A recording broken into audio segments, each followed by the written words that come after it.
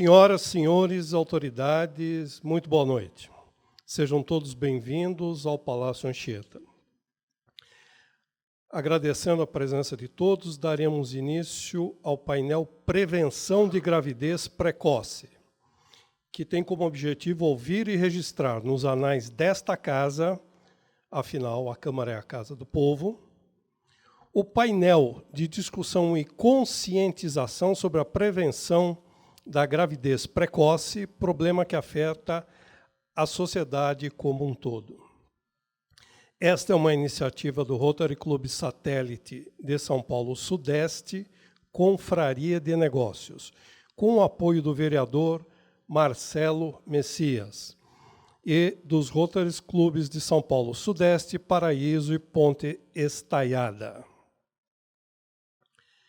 Quero, neste momento, também registrar a presença dos presidentes do Rotary Clube de São Paulo Paraíso, Divine Laís Miller, Rotary Clube de São Paulo Sudeste, Ricardo Gomes, Rotary Clube de São Paulo Ponte Estaiada, Zaira Abreu, e quero registrar também a presença da embaixadora assistente do Programa de Empoderamento de Meninas, Elisa Toda. Lembrando a todos que este evento está sendo transmitido ao vivo pelo site da Câmara Municipal, no link Auditórios Online. Informamos que o QR Code que foi recebido na entrada, ele deve ser utilizado para as perguntas. Vocês, por gentileza, apontem a câmera para o QR Code e encaminhem as perguntas que virão para a mesa. A Carla vai passar as perguntas e os nossos convidados vão responder. Se eventualmente estourar horário, oportunamente eles respondem pelo e-mail que vocês deixarem como endereço.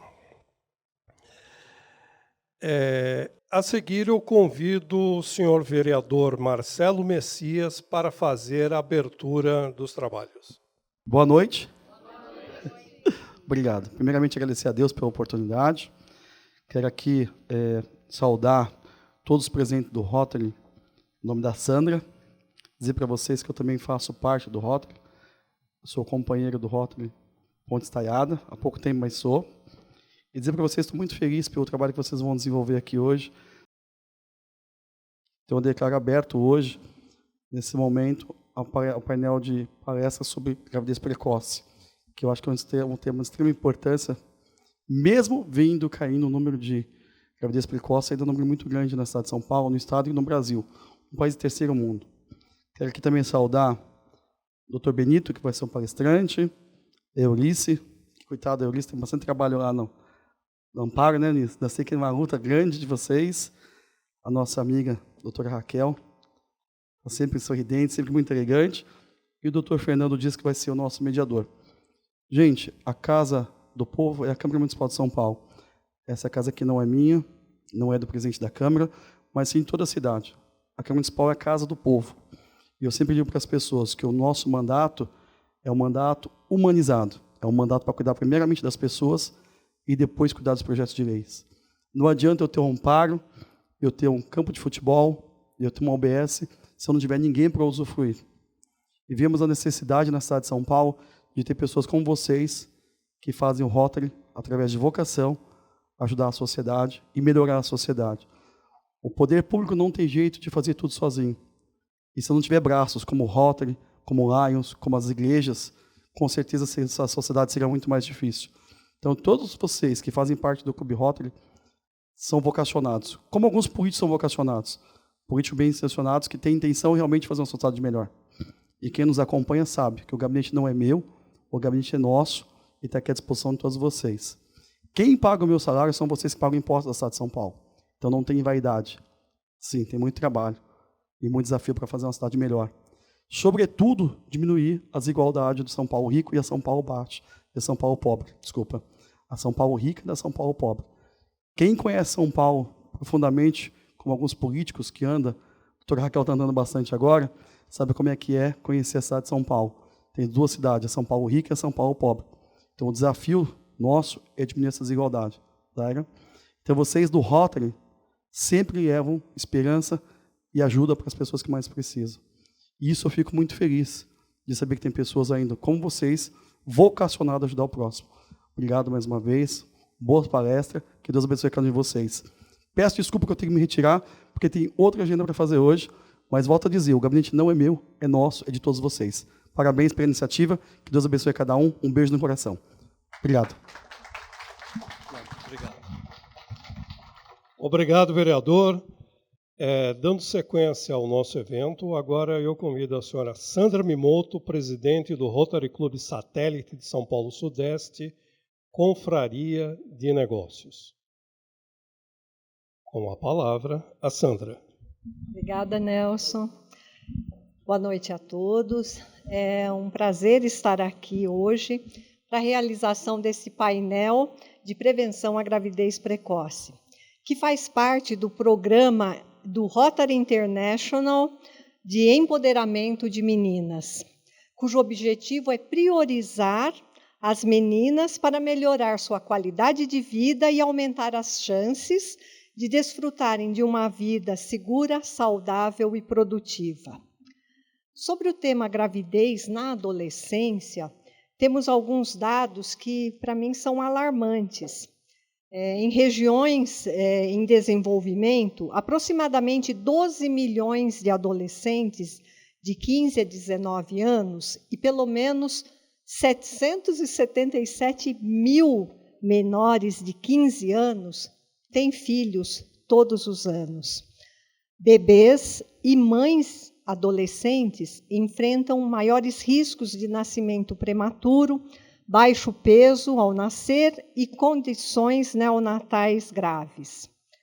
No mundo, complicações durante a gravidez e o parto são a principal causa de morte de meninas de 15 a 19 anos.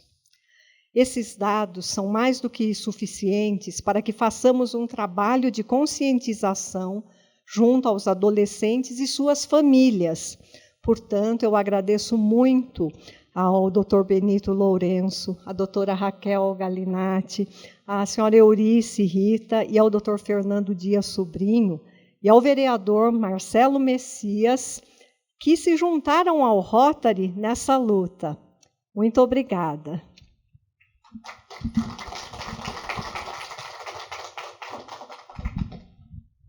Agora vamos à composição da mesa, para os quais eu convido Dr. Benito Lourenço, ele que é médico pediatra, chefe de unidade de adolescentes do Instituto da Criança do Hospital das Clínicas, assistente da Clínica de Adolescência do Departamento de Pediatria da Santa Casa de São Paulo, é também presidente do Departamento de Adolescência da Sociedade de Pediatria de São Paulo, membro da Comissão Científica de Adolescência da SES São Paulo.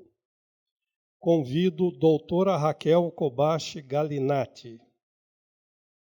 Doutora Raquel é formada em Direito pela Universidade Presbiteriana Mackenzie, mestre em Filosofia pela PUC São Paulo, é pós-graduada em Ciências Penais pela Universidade de Anhanguera.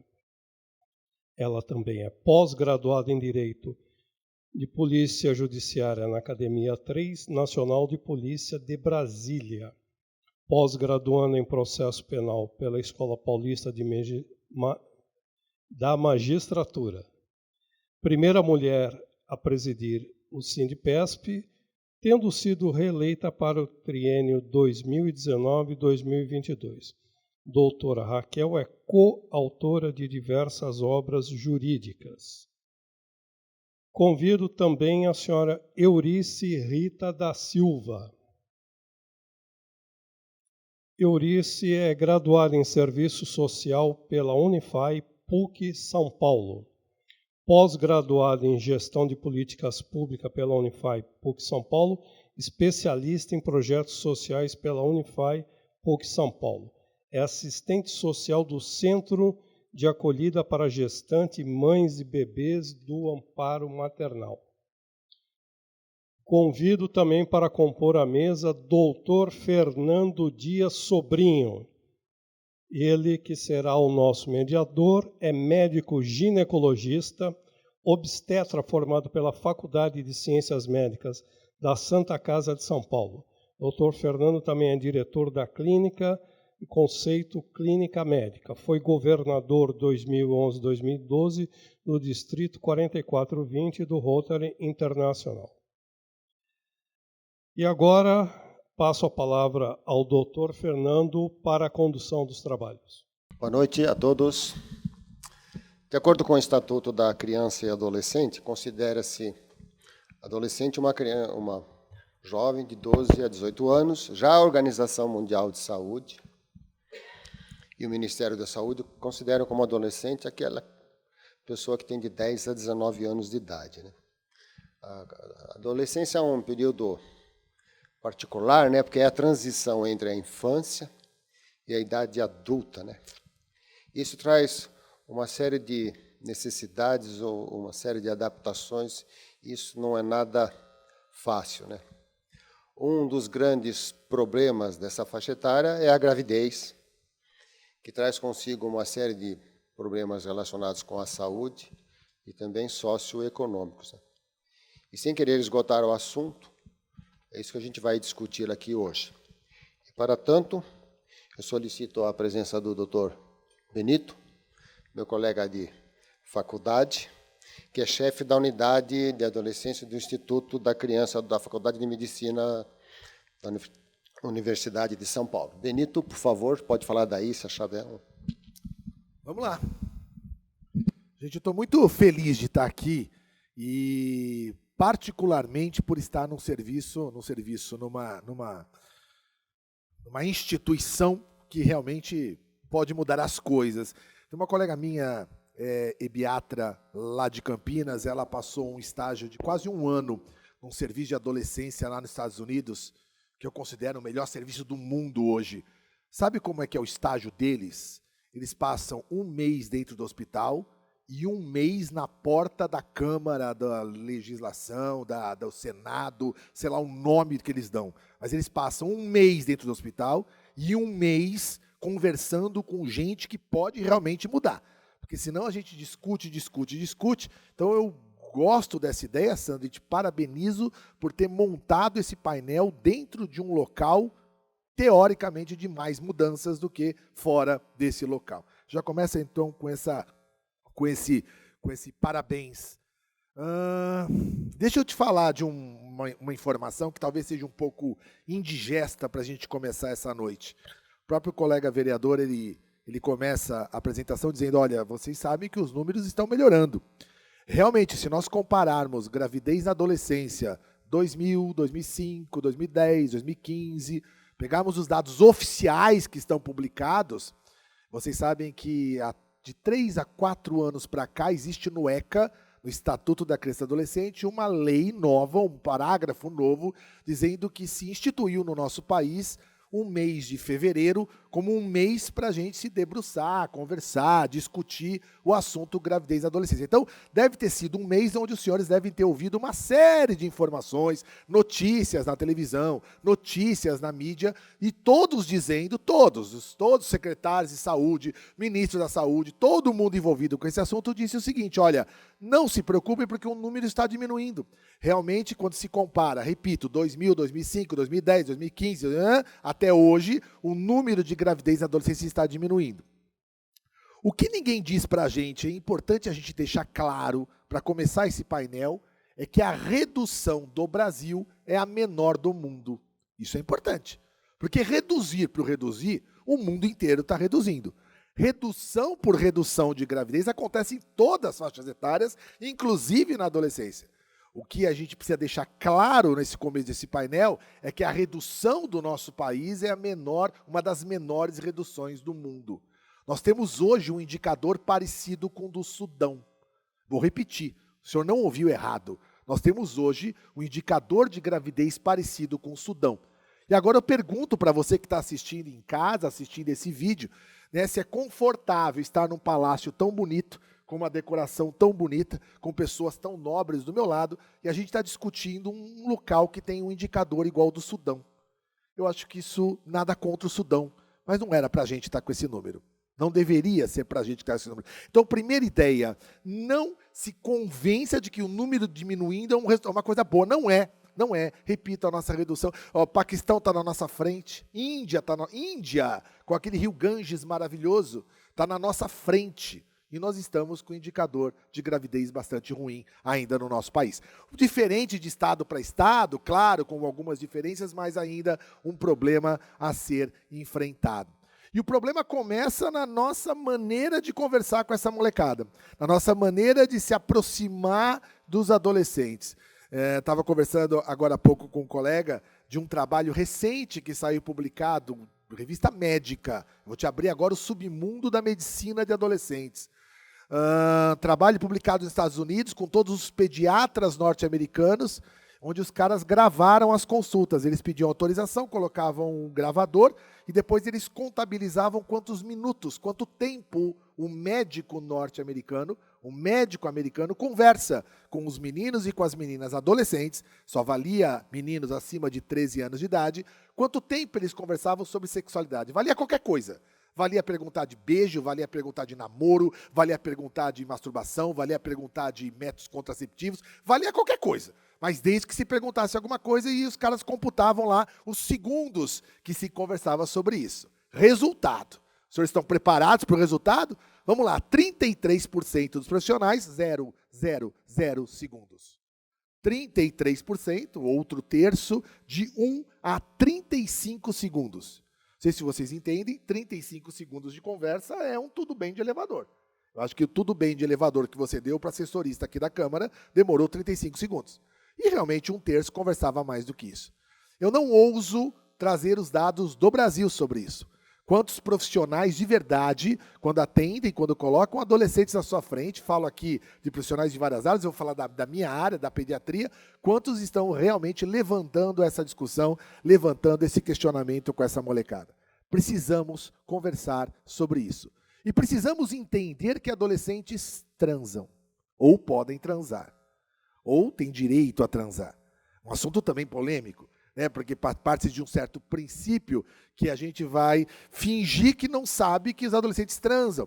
E a gente não pergunta isso, e a gente não traz isso à tona nas discussões e na orientação preventiva que a gente pode fazer para essa meninada. Então, um outro ponto que eu queria destacar nesse começo da minha fala, a ideia que o Fernando pediu para que a gente trouxesse algumas inquietações para depois suscitar dúvidas e perguntas e a gente pudesse colocar outros pensamentos. Segunda ideia, então, adolescentes transam, podem transar. Posso gostar, posso não gostar, posso aceitar, posso não aceitar, posso achar que não é de Deus, posso achar que é de Deus, posso achar que é do capeta, posso achar o que eu quiser. Quando eu for pai, quando eu for cuidador de um adolescente, minha filha ou meu filho. Quando eu sou profissional de saúde, eu tenho que oferecer. Oferecer o que existe de mais moderno, de técnico, de ético, para aquela proteção daqueles meninos e meninas. Ainda mais no momento, trago uma terceira informação aqui que eu preciso para discutir com vocês durante a noite. Nós estamos no pior momento da utilização da barreira. O pior momento da história pós-AIDS está acontecendo agora. Não quero te encher de números, mas mais ou menos, você tem uma ideia, metade da molecada está usando camisinha, metade não. Hoje virou um cara ou coroa. Metade usa, metade não. Trabalho confiável, pode acreditar em mim. Se quiserem, te dou a referência depois. Metade dos meninos e meninas estão usando barreira, metade não usam mais. Por vários motivos, depois a gente pode discutir isso e como a gente faz isso voltar a aparecer no repertório dessa molecada. Vamos também entender um outro ponto que é necessário para a gente abordar o assunto gravidez. Nós somos ambivalentes com os adolescentes. A ambivalência é uma característica muito bonitinha do adolescente. O adolescente ele quer crescer, mas ao mesmo tempo ele morre de medo de crescer. Quer ver como você vê ambivalência no dia a dia? Pega o moleque e pergunta assim para ele, quantos anos você tem? Aí ele fala assim, eu tenho 14. Aí você pergunta para ele, quantos anos você gostaria de ter? Ele vai falar assim, sei lá. Tem horas que eu queria ir logo para 17, 18. Tem horas que eu queria voltar lá para os meus 10, 12. Isso chama ambivalência. É um movimento super normalzinho, super natural de qualquer adolescente. E isso não tem nada para a gente fazer. Não tem nada para a gente mexer. O problema que eu quero tocar com os senhores é a nossa ambivalência perante eles. A gente também ainda não decidiu, assim, de verdade, se a gente quer que eles cresçam ou se a gente não quer que eles cresçam. Quer ver um exemplo? Um exemplo que acontece na área de saúde, eu estou dividindo o que acontece na área de saúde. Hoje, se eu sortear aleatoriamente qualquer profissional de saúde para ir comigo agora numa escola, onde tem 40 meninos, 40 meninas sedentas para te ouvir, sedentas para ouvir uma palestra, uma atividade, sei lá o que a gente vai fazer nessa escola, eu tenho certeza que qualquer pessoa que eu escolha vai fazer uma aula muito bonitinha de sífilis, de gonorreia, de HIV, de condiloma, de corrimento, de gravidez. Vai fazer uma aula linda. Agora, quantos de nós estamos preparados nesse momento para enfrentar uma plateia de 40 adolescentes e conversar com eles sobre tesão, sobre orgasmo, sobre transa, sobre namoro, sobre primeira vez? Entende o que eu estou te falando? Eu estou falando que nós somos ambivalentes. Nós só contamos a metade da história para eles. E nós contamos a pior parte da história, ou pelo menos a parte da história mais complexa. E aí a pergunta e a inquietação é, se é para falar, fale de tudo.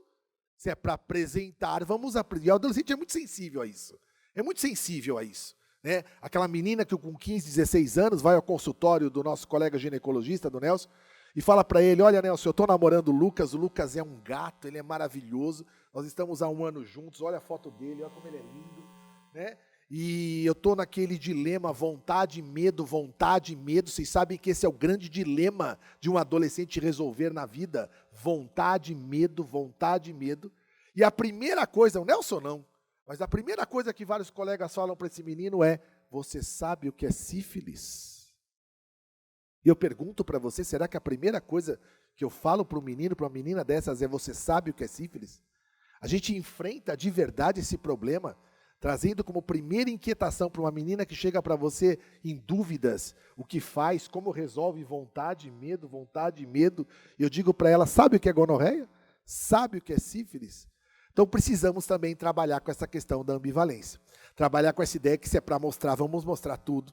Se é para apresentar, sejamos genuínos nessa apresentação. Né? Tem gente com o olho brilhando nessa plateia, me permitam esta invasão da sua intimidade, mas tem gente que eu estou vendo aqui com o olho brilhando, e se eu perguntar para essas pessoas ontem, mais ou menos 10h30 da noite, você pensou em sífilis? Você pensou em gonorreia? Você pensou em condiloma? Não. E o olho está brilhando, né, Nelson? Você está vendo aqui que tem olhos brilhando na plateia. Isso é importante, pessoal. A gente nunca vai se aproximar de verdade da conversa com os adolescentes em termos de sexualidade se nós não entendermos quais são as características desse momento deles, as particularidades daquele momento. Por exemplo, o adolescente é um ser que tem uma autorreferência bastante marcada. Uma consulta não começa com o menino chegando no meu consultório dizendo assim, Benito, eu vim aqui porque eu estou com uma espinha enorme na ponta do meu nariz, meu chulé é insuportável, minha altura é baixa, meu pinto é pequeno, eu brigo muito com meu pai, já pensei até fugir de casa. Nada. O menino senta na minha frente e eu pergunto tudo bem, ele responde tudo. E é assim uma consulta.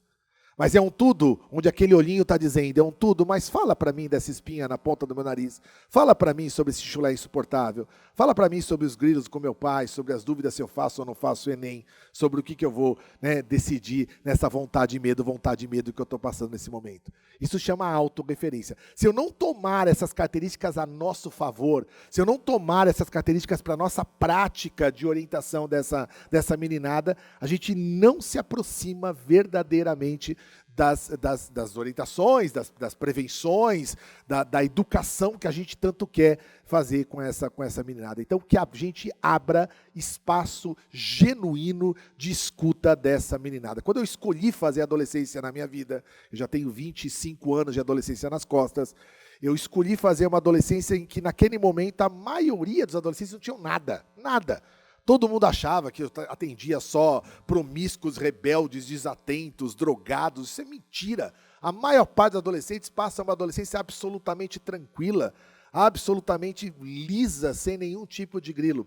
Hoje, pós-pandemia, a gente já sabe, são dados oficiais do nosso país, que mais da metade dos adolescentes traz alguma questão. Eu não estou dizendo para vocês que eles têm doença mental, eu não estou dizendo para vocês que eles têm transtornos psiquiátricos, mas se você verdadeiramente olhar no fundo desses meninos e perguntar, tá tudo bem? Os indicadores hoje pós-pandemia do Brasil, porque não adianta você ler trabalho da China, trabalho da Itália, trabalho do Brasil. né? Você vai encontrar hoje 55%, 60% de adolescentes que querem trazer alguma coisa, querem colocar alguma coisa na mesa para que nós, da saúde, sejam psicólogos, assistentes sociais, ginecologistas, pediatras, enfermeiros, dentistas. A adolescente não vai olhar o crachá e vai olhar, você usa aventalzinho rosa, você deve ser na nutrição. Então, com você eu não converso esse tipo de assunto. A adolescente vai olhar para a sua cara, entender que você é a pessoa para dividir isso com ele e vai dividir. Então, que a gente também leve isso em consideração, que a gente tente se aproximar mais desse adolescente, trazendo à tona essas questões que hoje existem e eu preciso conversar. Não existe abordagem de gravidez na adolescência sem antes eu abordar como está o atendimento dessa meninada. Estamos oferecendo serviços privativos, estamos oferecendo serviços sigilosos. Hoje, metade do meu ambulatório de adolescentes, as meninas e os meninos não contam para os pais que transam. Metade. Né? Vamos trabalhar para que eles contem. Sim, vamos trabalhar para que eles contem, e nós trabalhamos para que eles contem, mas metade não conta, mesmo eu trabalhando para que eles contem. Eu também não posso chamar a mamãe, chamar o papai e falar, mamãe, papai, vem cá. Seu filho acabou de me dizer que faz isso, desde que aquilo, obviamente, não seja ameaçador para a vida dele, ameaçador para as questões de vida dele ou de terceiros. Né? Então, isso eu preciso entender, eu preciso abrir espaços de conversa para adolescente. Nós temos serviços de adolescentes, primeiro que nem atendem adolescentes. Vocês terem uma ideia? Uma menina grávida hoje consegue uma consulta em 2 semanas. Uma menina não grávida consegue um atendimento de adolescentes em 2 meses. Pensando assim, é mais fácil para ser atendido estar grávido. Não é verdade? Pensando dessa maneira, é mais rápido eu, estando grávida, conseguir ser atendido. Trabalhava no lugar onde as meninas falavam para mim, depois que eu engravidei, o professor descobriu o meu nome. Depois que eu engravidei, o professor me chamava pelo nome. Já vi meninas falarem que depois que eu engravidei, meu pai pôs a mão na minha barriga. Porque até então ele não tinha colocado a mão na minha barriga para fazer um carinho ou para fazer um tipo de conversa comigo. São questões que a gente precisa pensar. Para que vem a gravidez da adolescência? A que se presta, né? E nesse contexto todo que nós estamos passando, de números assustadores, de crise, de disponibilidade de estratégias contraceptivas, depois a gente conversa um pouquinho sobre isso, a leitura mais moderna do que verdadeiramente é estratégia contraceptiva para adolescente. Pílula não é. Pílula é uma estratégia mediana, pílula falha. Cada 100 pessoas que usam durante um ano, na vida real, e eu tenho que pensar sempre em vida real. Vida real é aquela vida onde você vomita, onde você tem diarreia, onde você esquece, onde você dorme, onde você vai para balada, onde você emagrece, engorda. Tudo isso tem a ver com o efeito de medicação. Por exemplo, a vida real de uma pílula hoje é 9 em cada 100 mulheres usa falha. 9 em 100. É alto. Quando a gente fala das coisas mais modernas, é 0,1, 0,2. Né? Pílula camisinha é 18 em 100. Se eu deixar só em preservativo, que já anda em crise, a tomada de decisão da estratégia preventiva dessa molecada, 18 a cada 100 vão engravidar. Usando. E tem muita gente que ainda fica insistindo em falar de prevenção de gravidez só em cima de barreira, só em cima de camisinha, um ato absurdamente assustador hoje pela literatura. Então a gente vai ter que pensar também em caminhos, oferecer o que de mais, aquilo que vocês usam como adultas para essas meninas. Por que vocês, como adultas, usam LARC, anticoncepção de longa duração, e meninas de 16, 17 não podem usar LARC, ou têm dificuldade do acesso a LARC? Eu tenho que pensar também nisso. Senão a gente não vai de verdade enfrentar esses números e a gente continua com um número parecido com o Sudão, um pouco desconfortável. Eu prometo que nas minhas próximas entradas eu falo de coisas mais agradáveis, Sandra, mas é importante a gente começar a pensar sobre isso. Obrigado, Benito. Benito deu destaque para a ambivalência e para a necessidade dos profissionais envolvidos e até a família, porque não ouvirem mais essa faixa etária. Agora vamos ouvir a Eurice, que ela está na linha de frente ali, né? Ela trabalha no amparo maternal e ela vê esse problema de gestação, adolescência, diariamente. Por favor. Boa noite, pessoal. Eu estou aqui parada e ouvindo muito bem a fala do Dr. Benito. E isso é uma coisa que choca muitos, mas para profissionais que estão na linha de frente, nas comunidades, no centro de acolhida, que é o meu caso, na gestão de um serviço que acolhe mães, gestantes e bebês, que é o amparo maternal. A nossa situação dentro do amparo maternal, vou falar um pouco primeiro do amparo maternal, e vou ver se consigo um tempo para expandir um pouco para uma outra situação de outra comunidade, onde também presta serviço voluntário com esse público, adolescente, crianças e adolescentes entre 4 e 14 anos, mas primeiro vou abordar o amparo maternal. Nós temos um serviço de acolhimento para a população de alta complexidade e risco, ou seja, a população em situação de rua. Mas, dentro desse público que nós acolhemos no amparo maternal, essas mães, a faixa etária dessas mães é entre 18 e 30 anos. E a maioria delas já teve seus primeiros filhos antes dos 15 anos. Lá estar, às vezes, por terceira gestação, mas antes dos 15 já teve uma gestação. E aí entra a situação, como o doutor estava falando aqui agora para nós, expondo. E aí eu vou complementar mais algumas coisas vividas para essa situação, de como fazer, nós profissionais que estamos na linha de frente, para abordar esse tabu, quebrar, porque eu falo por mim, pela minha família, venho de uma família que a minha mãe tinha medo de falar de sexo diante de nós, até a menstruação. Mas hoje, nesse século que nós estamos vivendo, isso não pode ser mais um tabu, mas entra outras situações, outros fatores que complicam. E dentro desses estudos que o doutor falou, eu vou colocar um pouco meio que para não pegar muito tempo, não perder muito tempo. Essa faixa etária de gravidez precoce, ela atinge muito, tem uma linha de público que é mais acometida com essa situação. Essa situação, em situação de rua do amparo maternal, ela vem de uma outra situação das comunidades, onde o acesso à situação financeira dessas famílias, referência dessas mães que estão no amparo maternal, é um dos fatores. A situação de escolaridade dessas famílias, a situação de desinformação dessas famílias é muito alto.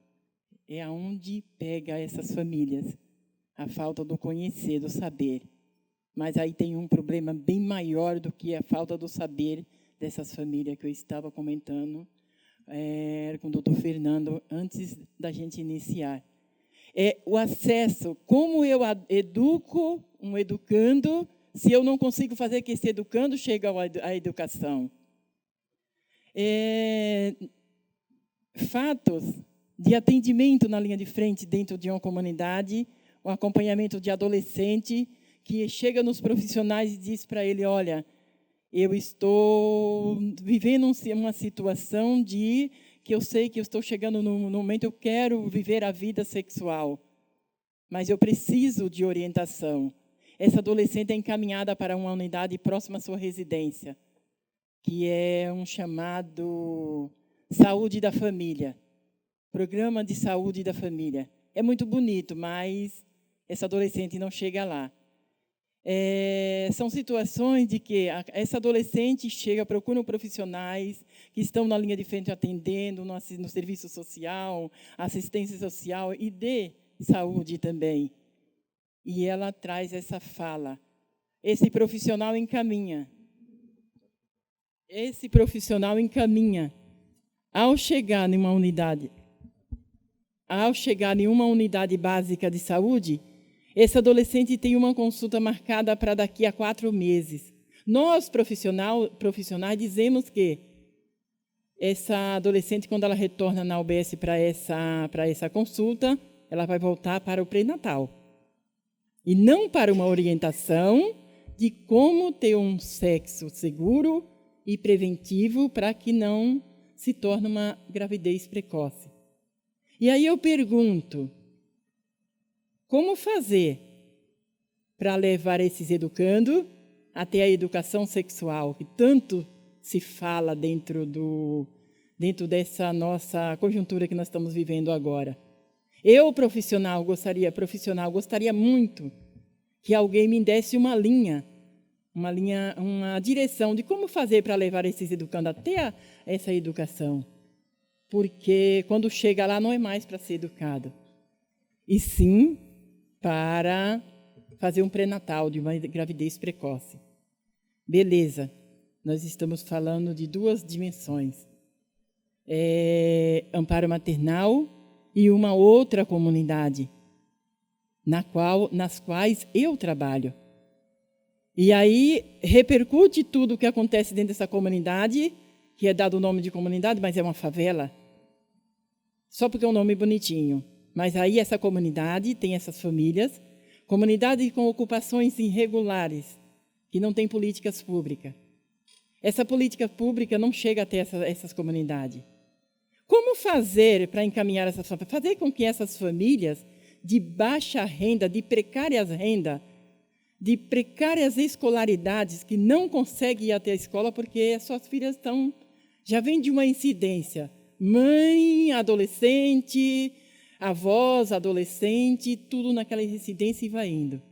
Como fazer para que essa juventude, chegar nessa juventude e mostrar para elas que não é um projeto de vida ter uma gravidez onde vai disputar o espaço de crescimento junto com o seu próprio feto?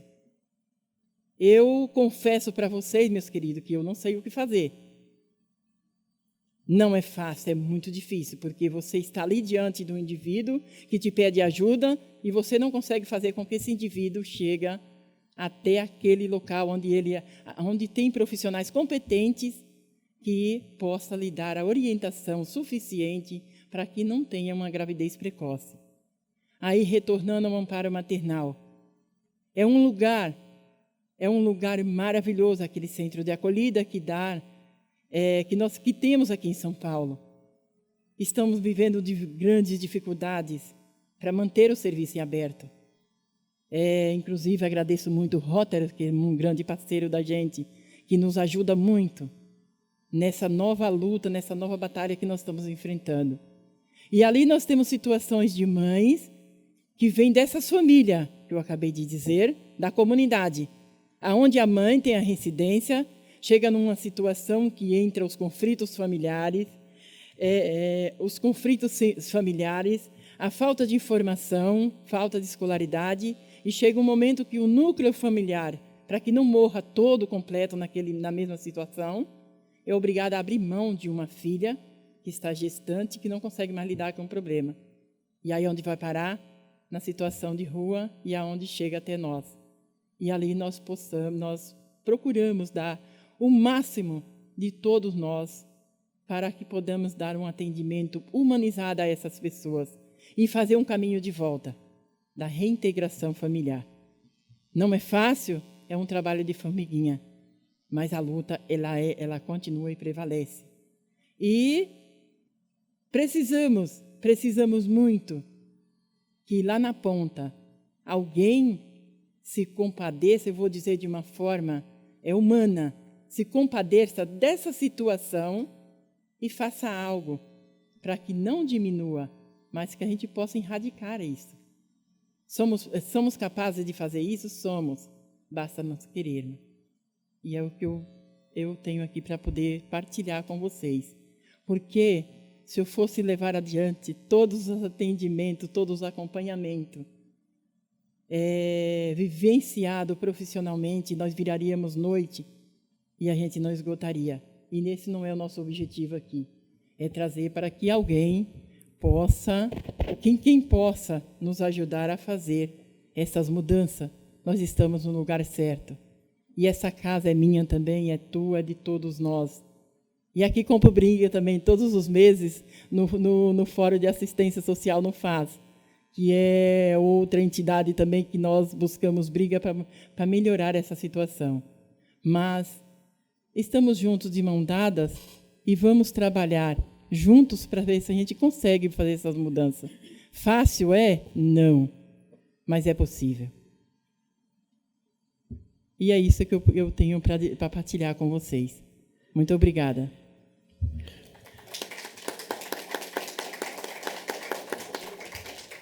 Bom, a Eurice destacou a dificuldade que um adolescente tem quando quer procurar ajuda, né? Mais ou menos o que disse o Benito também, né?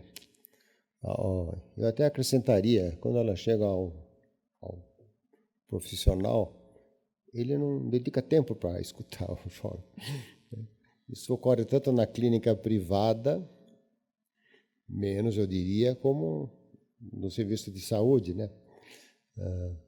Então, existem aí dois problemas, né? A dificuldade de acesso, e quando o acesso é conseguido, às vezes não corresponde à ansiedade da jovem. E ela faz uma pergunta, né? O que fazer para mudar esse quadro, né? Essa é uma pergunta boa, né? Porque a gente não pode sair daqui sem um norte, né?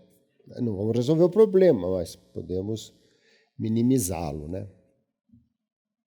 Bom, agora a doutora Raquel vai trazer para vocês uma outra abordagem a respeito desse assunto. Raquel, por favor.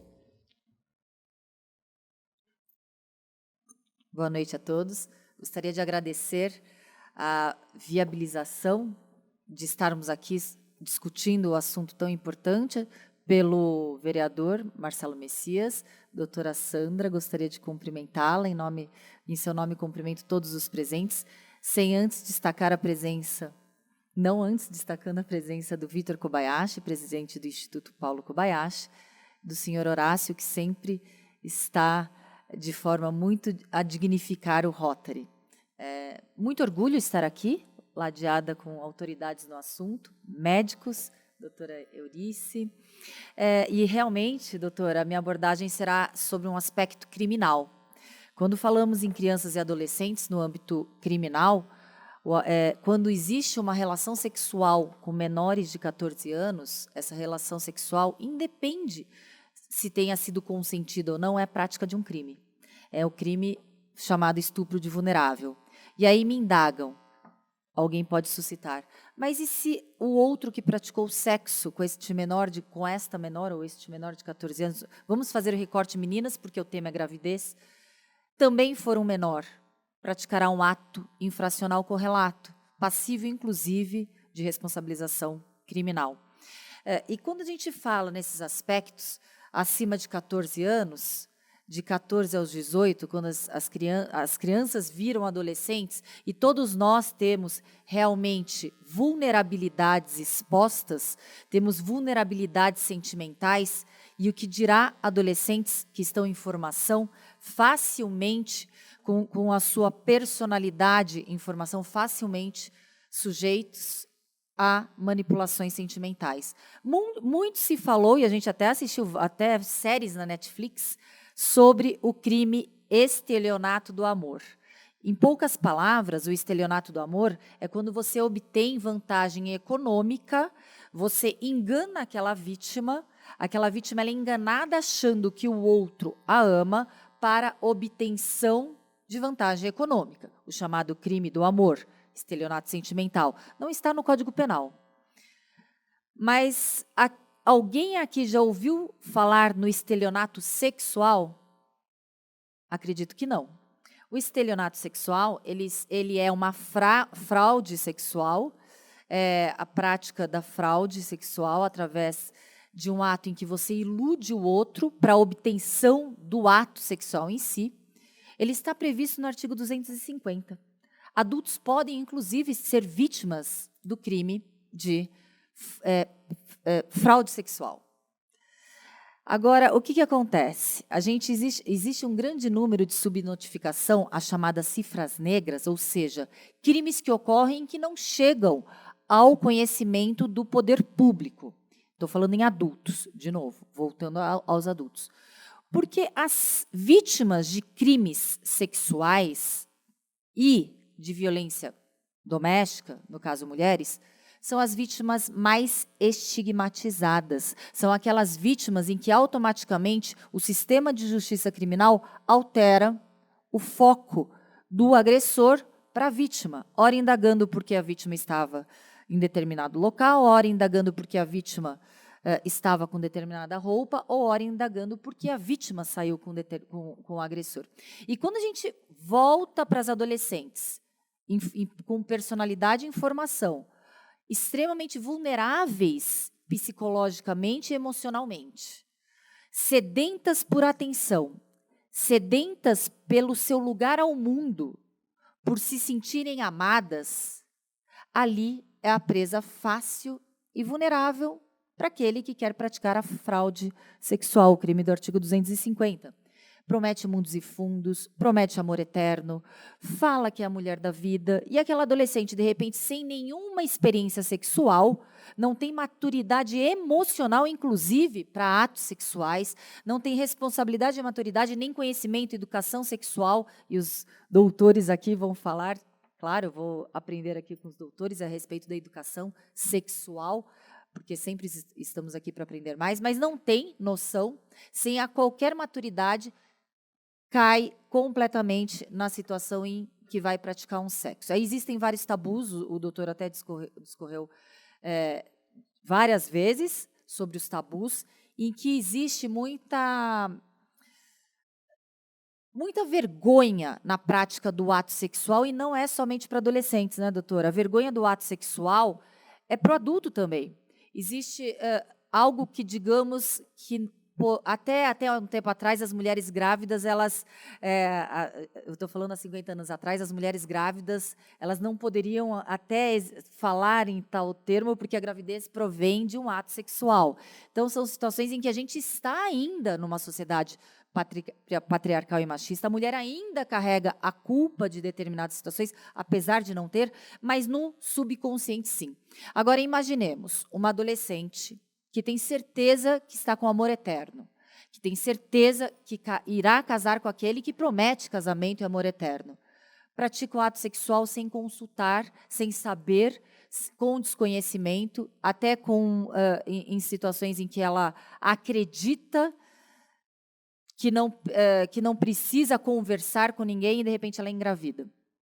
Existem aspectos em que e isso eu posso falar e afirmar, é muito ainda tímida as denúncias a respeito da fraude sexual. Porque a própria vítima não acredita que foi vítima, por mais que tenha sido. E como é que a gente vai avaliar que ela foi vítima ou não? Realmente é complicado. A gente teria que ter um atendimento multidisciplinar ali, desde assistente social, psicóloga, ou delegado de polícia, que é o primeiro garantidor da legalidade da justiça, que está na porta de entrada do sistema de justiça criminal. Mas não só isso basta. A família teria que também ver todos os indícios ali que ela foi ludibriada.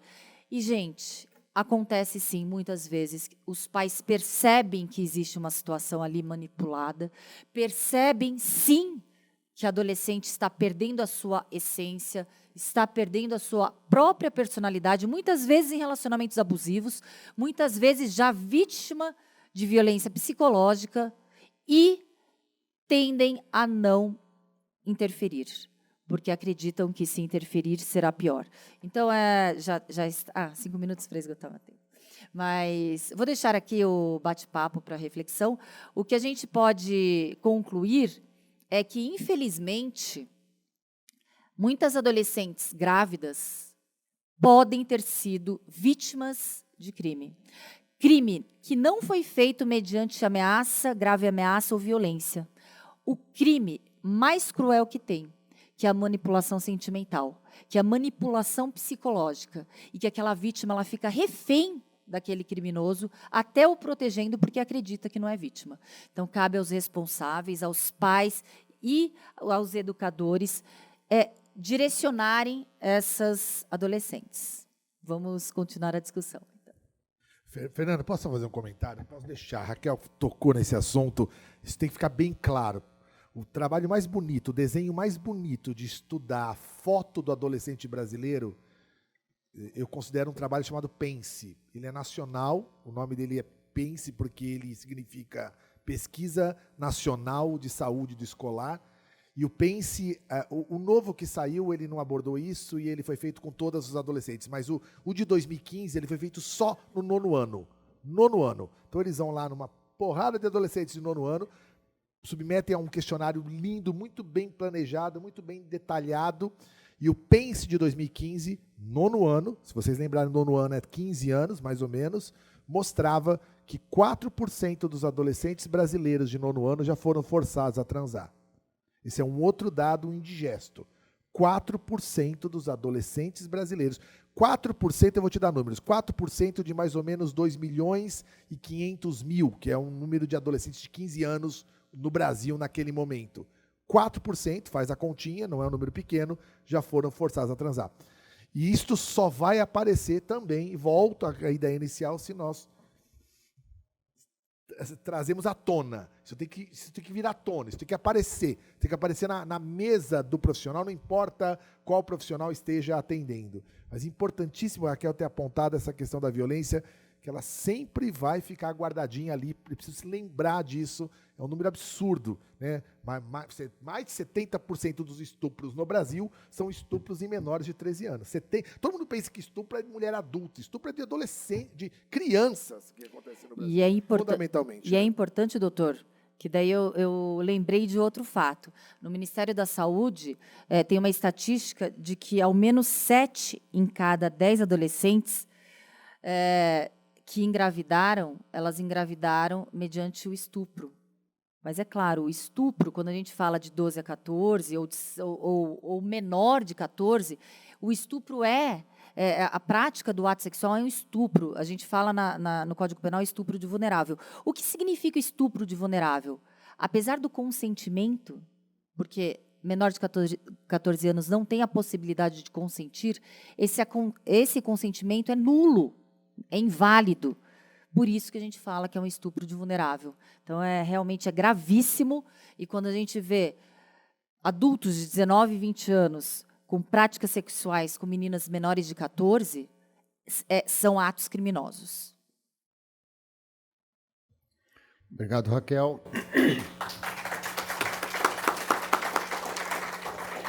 A Raquel destacou a necessidade de atenção por parte da adolescente, né? E nessa condição ela fica extremamente fragilizada, né? E uma presa fácil. Bom, então nós tivemos aqui 3 abordagens diferentes, né? Então agora vamos passar para a parte de perguntas, resposta. A primeira aqui eu quero responder. A pergunta da Júlia: como evitar a gravidez se nenhum método é 100% eficaz? Suco de laranja. Quando essa situação eu vivo quase que diariamente no consultório, né? A função do profissional é alertar, né, a pessoa que procura o método anticoncepcional sobre a importância, né, de se evitar uma gravidez indesejada e oferecer para essas pessoas o método, os diferentes métodos anticoncepcionais, né? Eu até tenho lá no consultório uma tabelinha que coloca a eficácia de cada método, né? Porque o método tem que ser adaptado à pessoa que procura assistência, né? Tem aquela que prefere determinado método, tem aquela que a mãe não pode saber. Então, o importante é explicar isso. Nada é 100%, mas nós temos métodos hoje que a taxa de eficácia é bem próxima de 100%, né? Mas é isso, o profissional explica e, normalmente, vai tudo bem. No meu dia a dia, pelo menos, falha de anticoncepcional é uma coisa que eu vejo assim muito pouco, né? Quem está na chuva, né, pode se molhar, né? E sempre vai haver um risco, né? Mas o melhor método anticoncepcional é aquele que a pessoa entende como sendo necessário para ela, né? E o profissional sempre consegue oferecer um método bom. Agora vamos aqui para a pergunta da Eulina. Eu posso só comentar para a Júlia? Eu acho também que a gente precisa avançar um outro ponto. A A gente precisa ser menos garçom e mais maître. Isso tudo começou com a Organização Mundial de Saúde, que todos os manuais que ela publica diz que métodos contraceptivos, eu prefiro chamar isso, a tendência mais moderna é uma estratégia contraceptiva, que o profissional ele apresenta como se fosse um cardápio e a pessoa do outro lado decide. Verdade, mais ou menos. Eu acho que há um lado maître que a gente precisa exercer. E o lado maître, vocês sabem bem, é aquele lado que fala o seguinte, olha, se eu fosse você, eu iria mais para cá. Eu iria mais para cá. Tem coisas que eu nem mostro para os adolescentes. Eu nem mostro. Porque eu não consigo entender essa postura do profissional de apenas um divulgador de estratégias, sem ser... Lembra do maître no restaurante? Ele diz assim, se eu fosse você, eu ia hoje com peixinho. Tá mais fresco. Não é assim? E você não come peixinho? Então, eu insisto nisso. E outra coisa, Júlia, não sei quem é Júlia, olha para as mulheres aqui. Júlia. Dupla proteção hoje não é mais um conceito filosófico. Até 10 anos atrás era um conceito filosófico.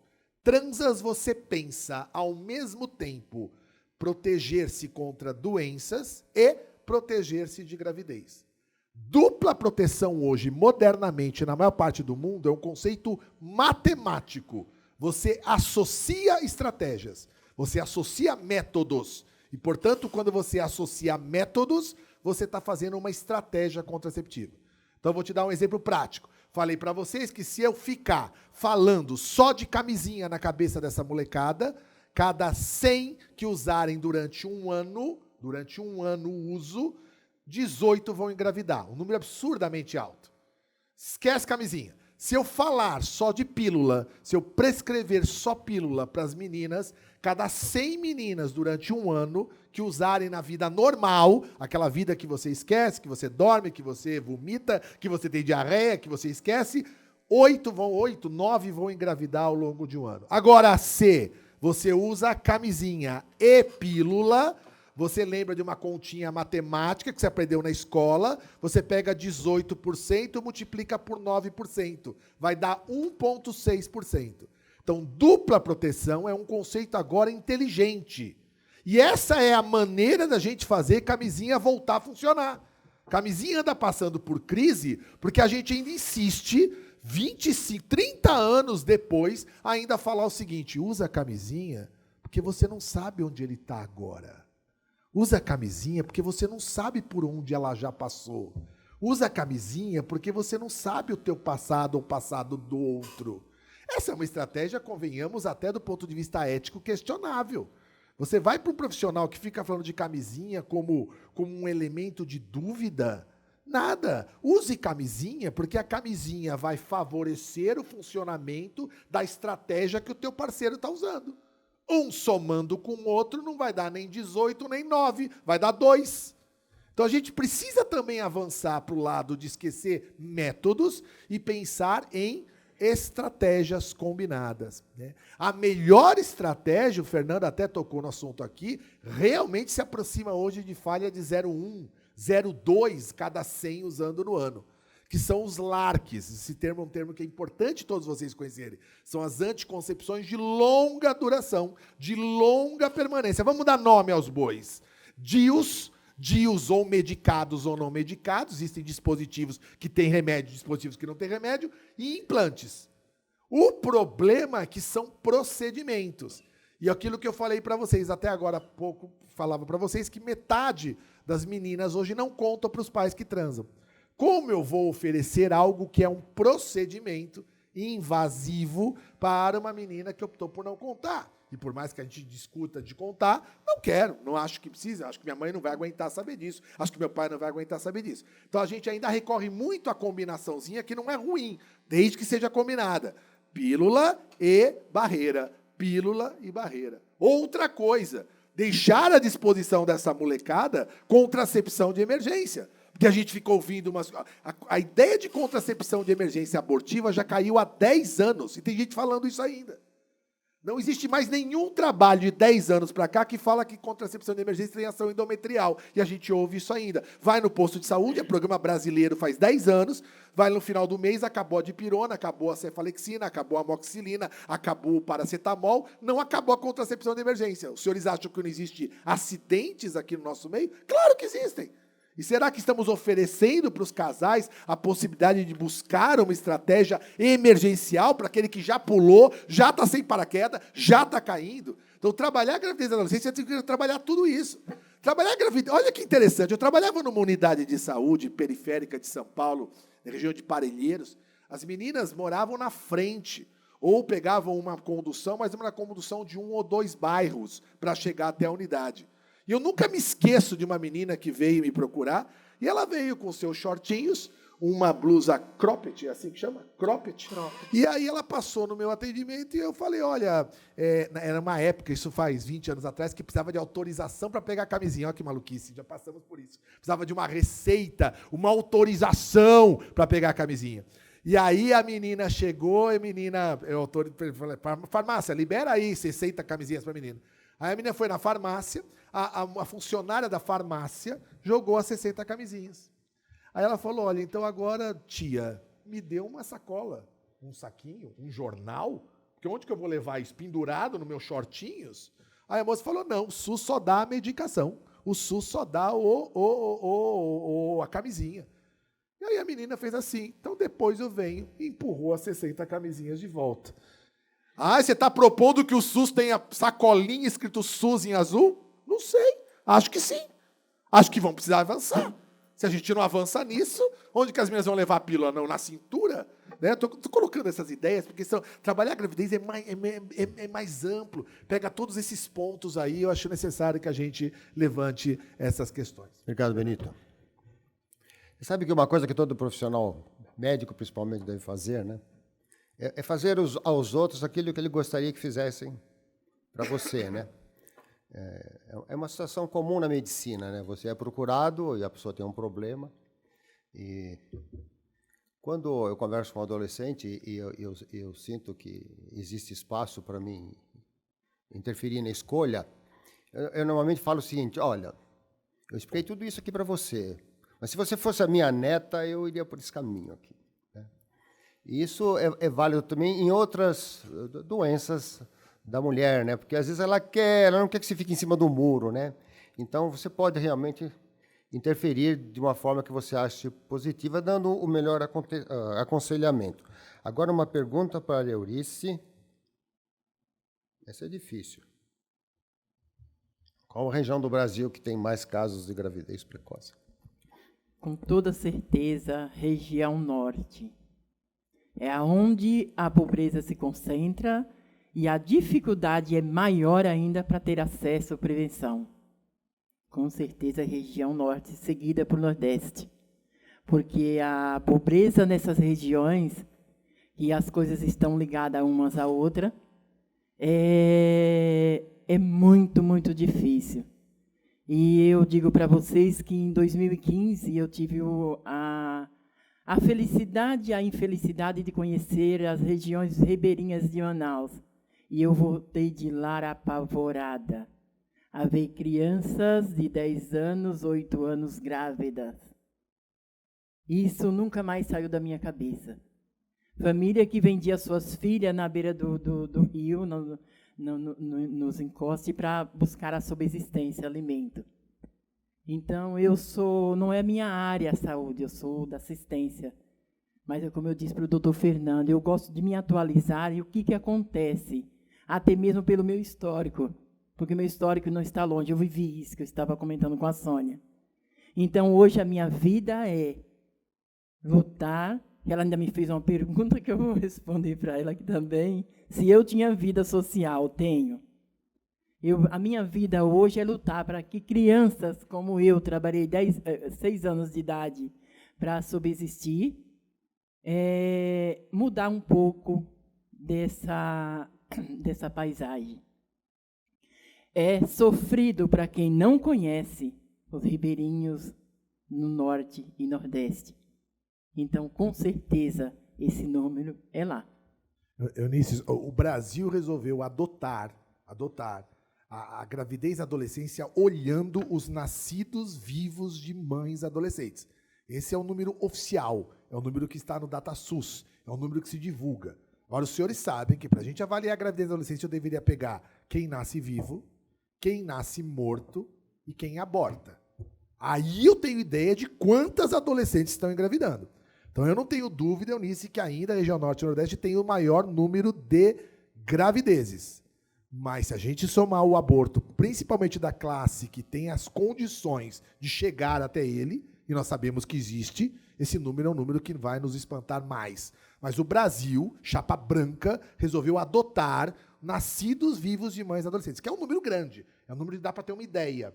Mas se a gente for atrás dos abortos, os abortos provocados tanto em regimes mais protegidos e os de regimes menos protegidos, a gente só sabe dos menos protegidos que chegam lá no amparo. A gente não sabe dos que acontecem nas clínicas clandestinas que existem. Então isso é importante a gente ter uma ideia, porque o número de gravidez da adolescência em colégios privados também acontece. Ficam uma semana e falam depois que voltam que foram para Miami fazer compras. E, na verdade, estavam de licença pós-aborto. Isso é importantíssimo a gente tocar nesse assunto. Complementar, quando o doutor Benito fala sobre prevenção dos implantes. Hoje, nessa data de hoje, consegui, depois de muito tempo de articulação, um dos métodos mais... pelo conhecimento que eu tenho de 2014 para cá, que eu trabalho com esse público, o Implanon.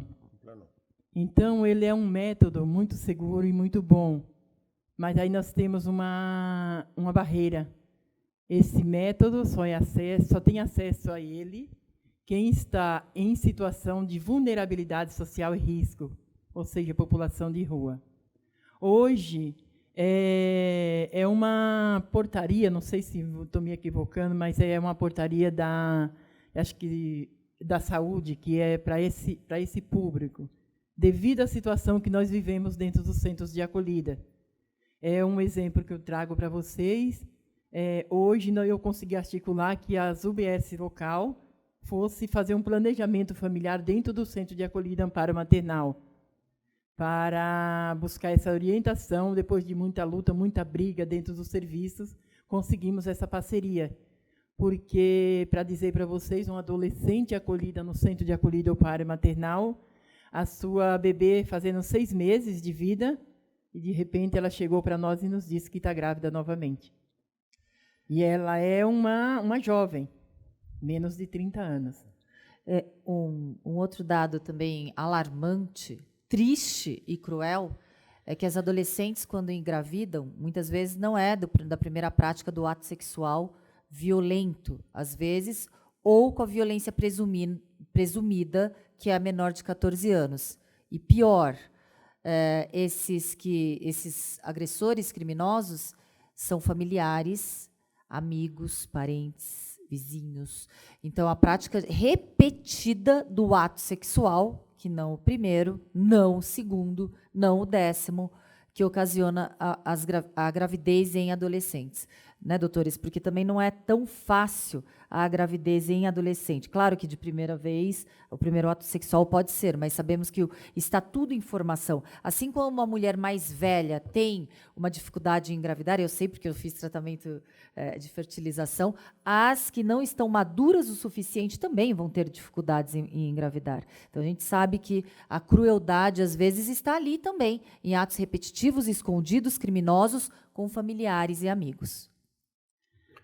Eu estou lembrando um outro dado, uma outra informação também, super necessária para discutir a questão da gravidez da adolescência, a orientação na sexualidade desses adolescentes. Os trabalhos mais modernos mostram que metade dos adolescentes virgens já fizeram brincadeiras sexuais. Também essa é uma outra questão importante, que a gente deixa para discutir esse assunto pensando só na questão pênis entrando dentro de uma vagina.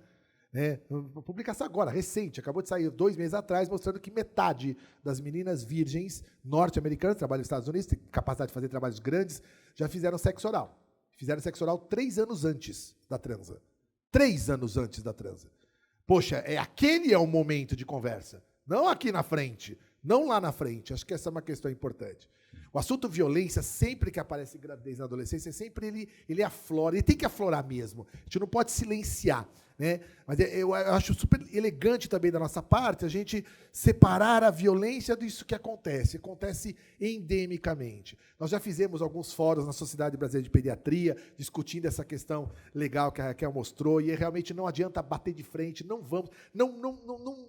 se admite que justiça seja flexível. Não pode existir justiça flexível. Justiça tem que ter parâmetros. E o parâmetro foi 14 anos de idade, é uma idade que se entende que a maioria, e eu entendo também isso, hein? Embora seja médico e adolescente, entendo que 14 anos de idade é uma idade chave, né? O problema e acontece na minha vida no dia a dia, atender meninas de 13 anos com seus namoradinhos que transam, que vêm pedindo auxílio, 13 anos com uma maturidade, com namoros, e eu entro nesse dilema, tenho que resolver internamente, não vou contar na frente do delegado o que eu faço, né? Eu oriento essas meninas, prescrevo o que tem que ser prescrito, né? Faço tudo o que tem que ser feito, né? Mas realmente eu sei que estou numa seara que não podemos ter flexibilidade, né?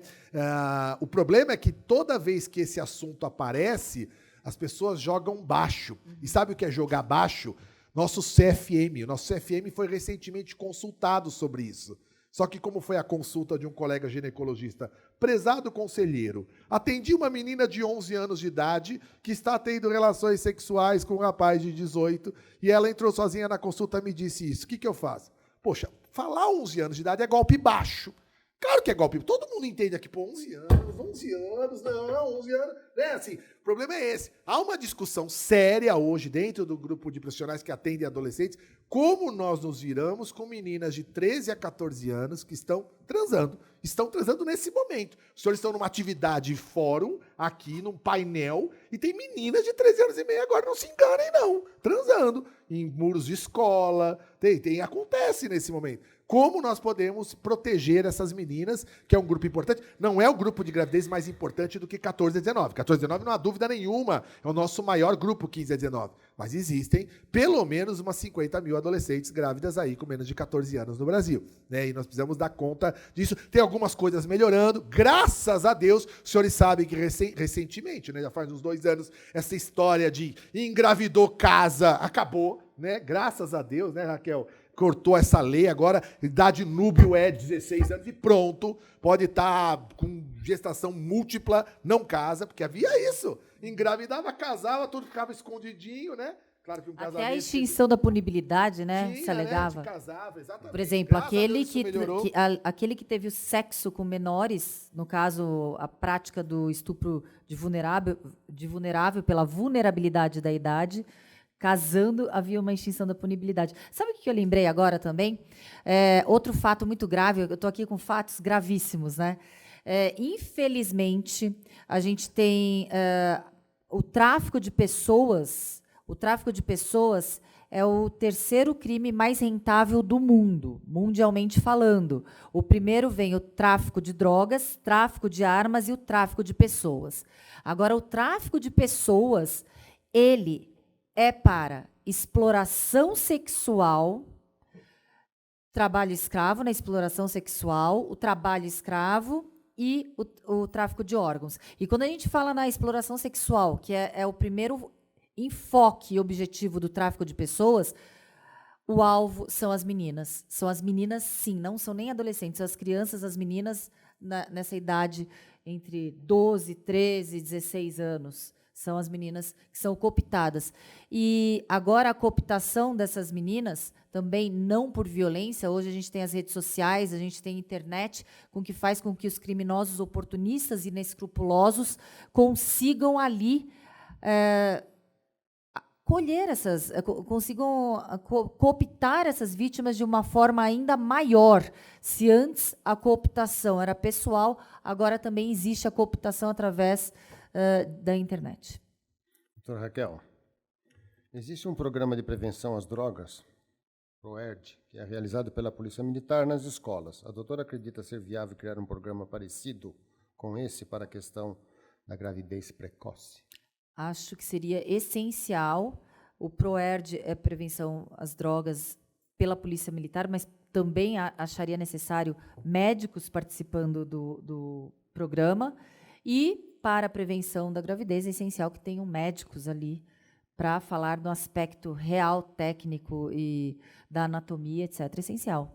A adoção desse programa seria difícil? Seria fácil? O que a gente vê é que, infelizmente, a ausência de implementação de políticas públicas faz com que programas importantíssimos não sejam efetivamente aplicados. Até o ProERD de algumas escolas, a maioria das escolas não tem. O ProERD, Raquel, ele passou por algumas mudanças. Existem coisas que a gente faz, a gente precisa medir, precisa ver se aquilo funciona ou não, né? Não sei se vocês lembram, há 10 anos atrás era comum, várias rádios, mídias fizeram campanhas levando ex-drogados para escolas fazerem depoimentos e contarem para os adolescentes a vida cão que eles tinham, né, por conta das drogas. Todos os trabalhos mostraram que isso aumentou o uso de drogas. Todos.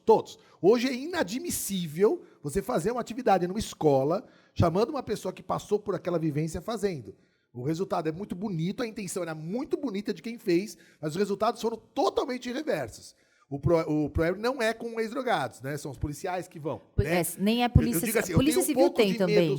Eu tenho um pouco de medo só numa questão relacionada à gravidez nesses mesmos moldes. Precisamos estudar, precisamos entender, precisamos aplicar, fazer um projeto, entender, ver se aquilo funciona ou não, porque o resultado pode ser ao contrário.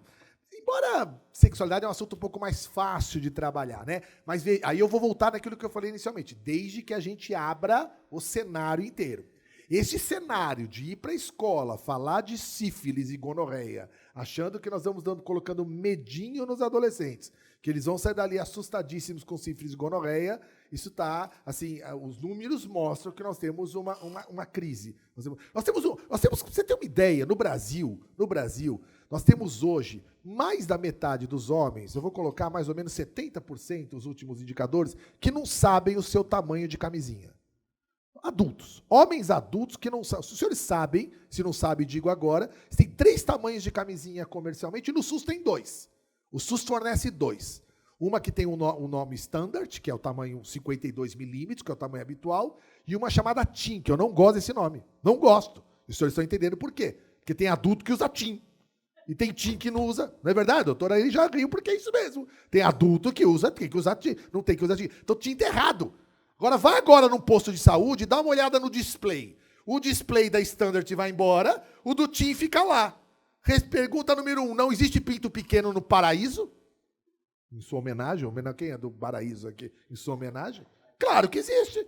Pessoas nem sabem que existe tamanho de camisinha. Nem sabem. Deixa eu colocar um tema. Não sabem que tem assunto de camisinha. Nós temos hoje, né, 1 em cada 4 homens tem problemas de ereção na colocação da camisinha. Isso é fato, isso é literatura, isso é ciência. E eu preciso falar isso para o menino. Fala, menino, saiba que 1 em cada 4 homens, quando coloca a camisinha, perde um pouco a ereção. O que você faz nessa hora? Sei lá, cara. Pense em alguma coisa. Usa a mão, pense em alguma coisa. Faz alguma fantasia, não sei, mas não me arranca. Só não me arranca nessa hora. E eu tenho 1 em cada 4 homens que arrancam. Né? Isso é importante, eu preciso conversar com isso.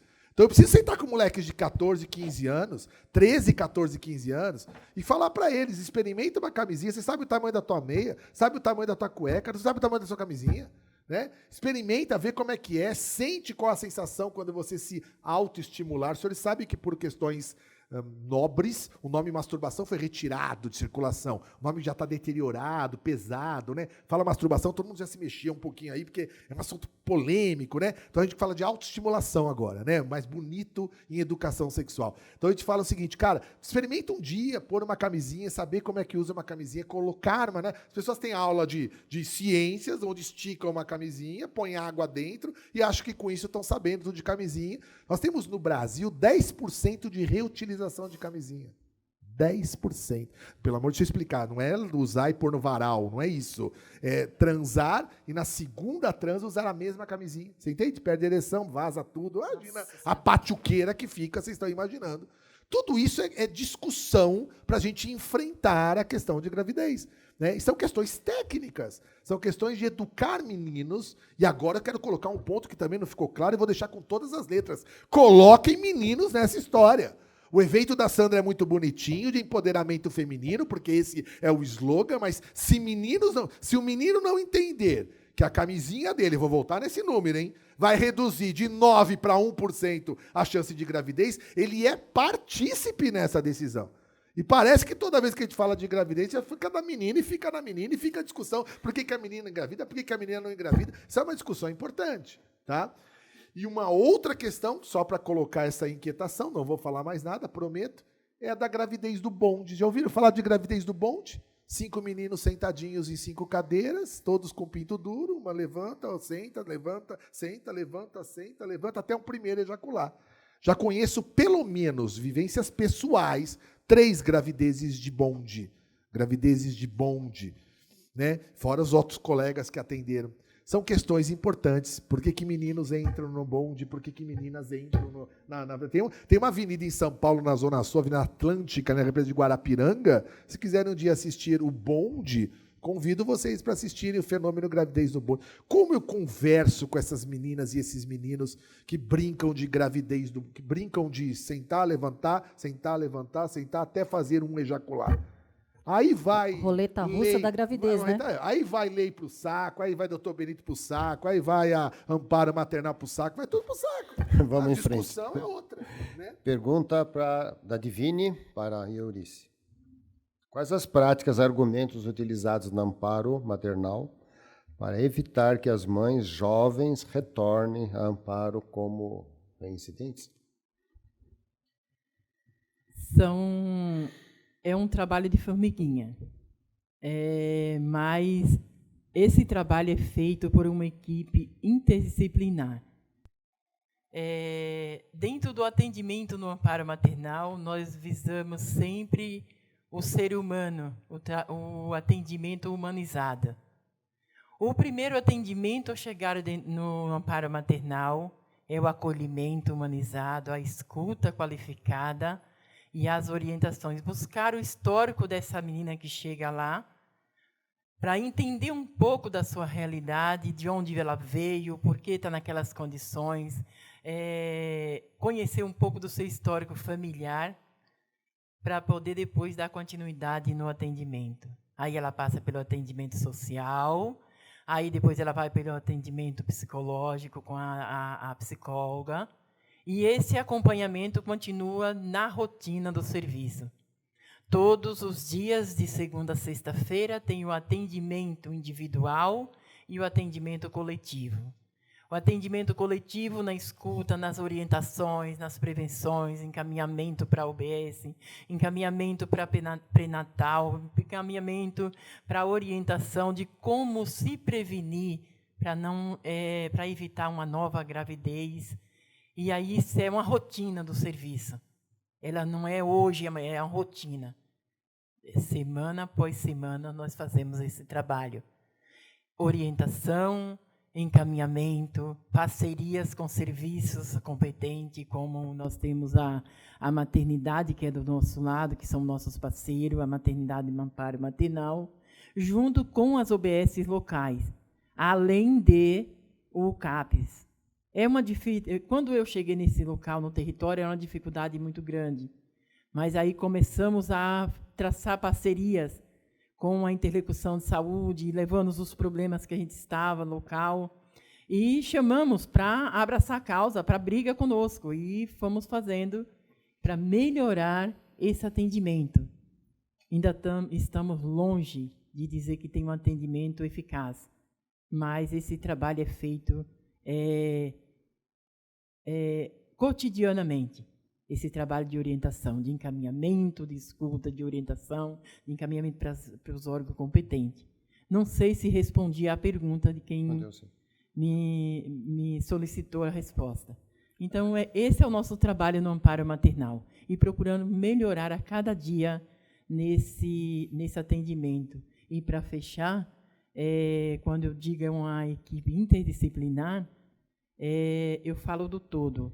Isso envolve não somente essa equipe interdisciplinar, como vai desde a presidente da instituição a mim, que sou gestora do serviço.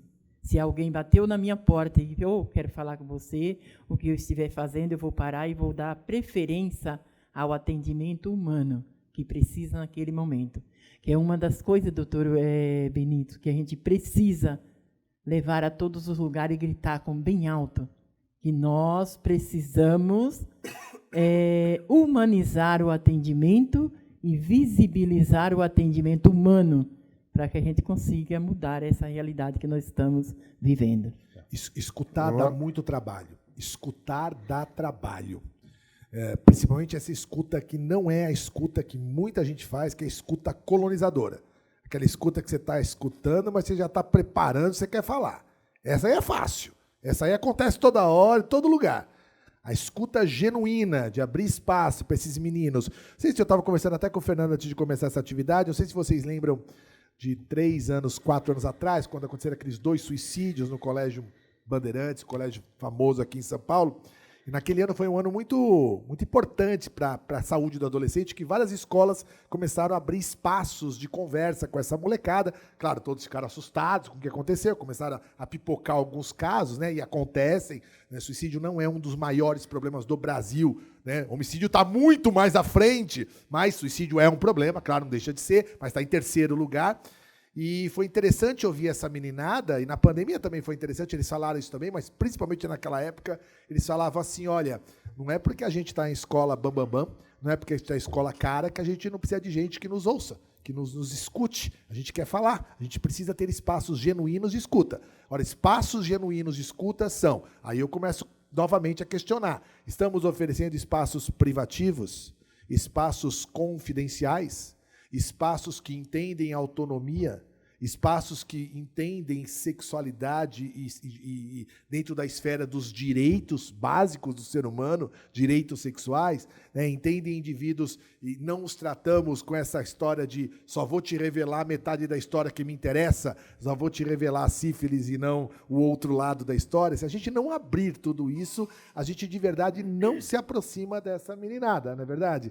E esse é um dos maiores desafios. Escutar dá muito trabalho. Doutora Raquel, pergunta do Patrick que eu vou passar para você. Muitas vezes a vítima não conta que foi estuprada por medo que pense que ela teve culpa, ou que ninguém vai acreditar nela. Né? O estupro acontece muitas vezes dentro do ambiente familiar. Né? A pergunta é, tem prazo para contar que foi estuprada ou, com o passar dos anos, a denúncia já não é mais válida? A partir do momento em que tomou conhecimento do fato, do crime, tem o prazo prescricional de acordo com a pena. Mas, quando a gente fala em menores ou adolescentes, o prazo ele só vale a partir do que a adolescente completar 18 anos.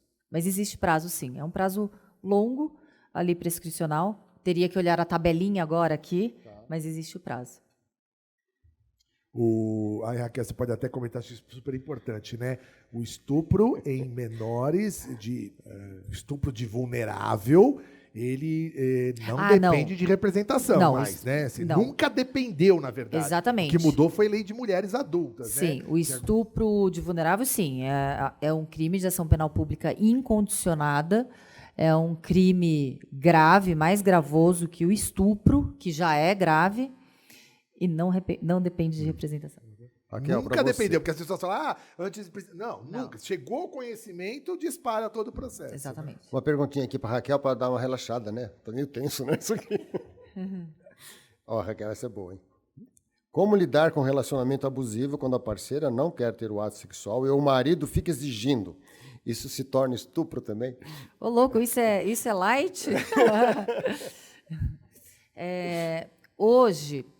Antes, os crimes que ocorriam nos ambientes familiares, entre 4 paredes, eles ficavam ali entre 4 paredes. O local mais violento, mais perigoso para a mulher que é vítima de violência é o próprio lar. Muitas vezes ela está ali monitorada, subjugada pelo agressor. Aí fica aquela complexidade de sentimentos. Aquela mulher que nutre um amor profundo pelo agressor, acredita que deve, de qualquer forma, atender aos pedidos ou até às imposições daquele agressor, porque isso faz parte do relacionamento amoroso, ela não percebe que é um relacionamento abusivo, e a sensação de estar sendo violada. Eu acho que os debates que eu cada vez mais tenho participado de debates que fomentam situações em que, de forma explícita, a gente mostra que relacionamentos abusivos não são normais e não devem ser aceitos, os relacionamentos abusivos são criminosos, a gente consegue ali dar uma luz para aquela mulher que, de repente, ela se sente culpada, às vezes, por não praticar sexo com o marido, por não fazer praticar sexo com o marido. E aí ela se sente obrigada. Mas toda forma de ato contra a vontade é um ato violento, é um ato, mesmo que não tenha uma violência física, pode ser uma violência psicológica. Agora, recentemente, implementado no nosso Código Penal, é o artigo 147b, é o crime de violência psicológica. Muitas vezes, a violência psicológica ela estava inerente num relacionamento de mais de 30 anos, sem a mulher sequer perceber que ela estava sendo vítima de um relacionamento abusivo. Não tem nada de light isso aí, não. Deixa eu dar um exemplo. Eu vou sair da violência, a gente vai para a violência, sai da violência. Quando eu pego uma menina que tem um monte de corte no antebraço, e a gente vira para a menina e pergunta assim, mas querida, por que você quis se matar? Ela vira para você e fala assim, mas eu não quis me matar. Aquela autolesão, ela não é suicida. Estou te dando esse exemplo, porque quando a gente vai conversar de transas na adolescência, a palavra amor, que também a gente está meio acostumado a utilizar, ela não aparece. Ela não aparece. E aí também isso é um outro desafio para quem trabalha com sexualidade na adolescência. O legislador, a gente sabe disso, a Raquel é da área jurídica, sabe que a velocidade da própria terminologia jurídica ela é mais lenta. Existe uma súmula, porque esse artigo do estupro de vulnerável ele começou a ser meio relativizado. E aí existe uma súmula, uma famosa súmula, dizendo, olha, o súmula é meio presta atenção, né? Presta atenção. É crime, é pronto. Só que está escrito assim, se você for ver a redação da súmula, mesmo se existir amor. Conversa com um adolescente de 13, 14, 15 anos, amor. Não é bem isso que ele vai dizer para você nas suas vivências da sexualidade. Eu sei que isso é pouco polêmico, não estou dizendo que eu sou favorável, eu não sou favorável. Estou dizendo que nós vamos ter que nos equipar com um outro tipo de conversa, com outro tipo de argumentação. Né? Porque eu já vi colegas meus, principalmente mais velhos, virando assim e falando assim, mas você não ama, você ama de verdade? Não, mas eu transo. Não sei se vocês têm um conhecimento, nós temos hoje uma prática comum, que não era comum na minha adolescência, acho que também não foi na da Sandra, que é transar com o melhor amigo. Nossa, é uma transa para saber como é que é, para saber como é, para aprender. Então eu aprendo com o melhor amigo, para depois, quando for exercitar assim, na prática, aí eu já... É maluco isso, não é maluco isso para a cabeça de uma pessoa de mais de 40 anos? Eu tenho 47 anos. Né? Então não adianta a gente também querer usar alguns argumentos, porque também a gente não vai enfrentar o problema. A gente vai precisar entender, né? Conhecer, né? Com quem vê. Eu vou te contar uma história que aconteceu recentemente lá no Hospital das Clínicas. Eu recebi uma mãe, e a mãe estava conversando com a residente de uma menininha de 12 anos, foi a filha dela, e falou assim para... eu não sei se eu conto. Eu vou contar. Eu comecei, agora eu vou contar. Não, conta não. Eu não vou contar. Depois você conta. Depois eu conto a história. Eu não vou contar. Vamos lá, pergunta para a Eurice. Aqui é uma pergunta da Sandra sobre o custo dos métodos anticoncepcionais. Então eu pergunto para você, uma jovem, vamos dizer, carente, que quer ter acesso a um método anticoncepcional gratuito. Vamos focar aqui no amparo maternal. Eu não sei se lá no Instituto da Criança também e Adolescente também tem esse recurso. Quais os métodos que ela teria acesso gratuitamente?